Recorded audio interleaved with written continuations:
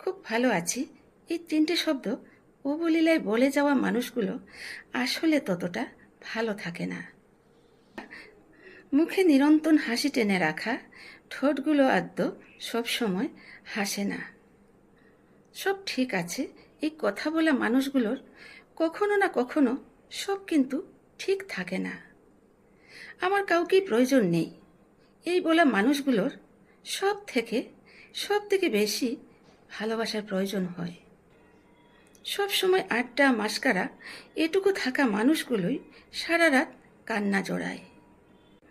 আমার হারানোর কিছু নেই, এই কথা বলা মানুষরাই হয়তো সব কিছু হারিয়ে আজ নিঃস্ব হয়ে বসে আছে।